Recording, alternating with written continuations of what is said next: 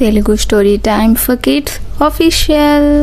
ఒక చిన్న చిట్టి చేప ధైర్యం, మిత్రత్వం, మాయాజాలం కలిసిన అద్భుతమైన సముద్ర యాత్ర చూడాలా? రండి, ఈరోజు మనం ముత్యాల సముద్రంలోకి వెళ్ళిపోదాం. అనగనగా ఒకప్పుడు నీలి సముద్రం లోతుల్లో ఒక చిన్న చిట్టి చేప ఉండేది. ఆ చేప చాలా చిన్నదే అయినా గుండె మాత్రం పెద్దది. ఎల్లప్పుడూ కొత్త విషయాలు నేర్చుకోవాలని, స్నేహితులను చేసుకోవాలని కోరుకునేది. ఒకరోజు చిట్టి చేప తన అమ్మతో ఆడుకుంటూ ఉండగా పెద్ద అలలు వచ్చి అమ్మను దూరంగా తోసుకుపోయాయి. చిట్టి చేప ఒంటరిగా అయిపోయింది. అమ్మ ఎక్కడ ఉంది? నేను వెతికి పెట్టి తీరాలి అని ధైర్యంగా నిర్ణయించుకుంది చిట్టి చేప.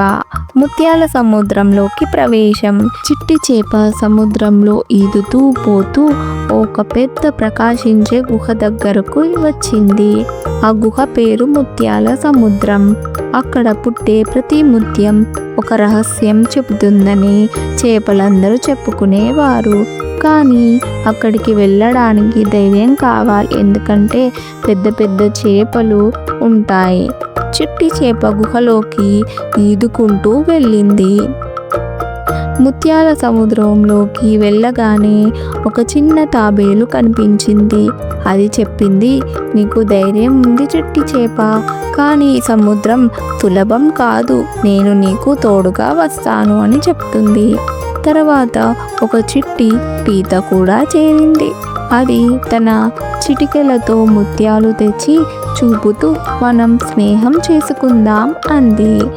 ఇలా చిట్టి చేపకు ఇద్దరు కొత్త స్నేహితులు దొరికారు.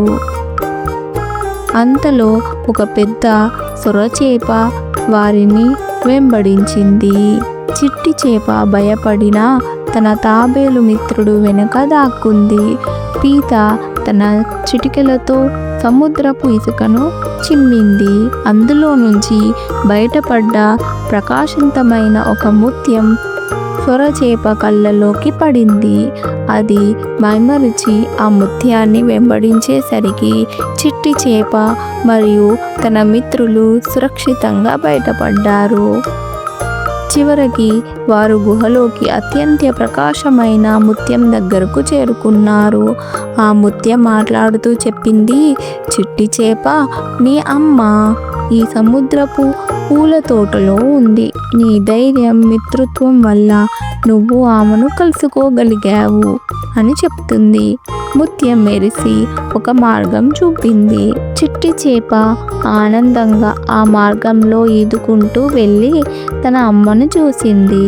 అమ్మ తన చిన్న చేపను కౌగిలించుకుంది. స్నేహితులందరూ సంతోషంగా ముత్యాల వెలుగులో ఆడుకున్నారు. Wow! Moral of the story, ధైర్యం ఉన్నవారు ఎంత చిన్నవారైనా పెద్ద పనులు చేయగలరు. స్నేహం మనల్ని ఎల్లప్పుడూ సరైన దారికి తీసుకువెళ్తాయి. చూడండి పిల్లలు, ఈ స్టోరీ ఎంత బాగుంది కదూ.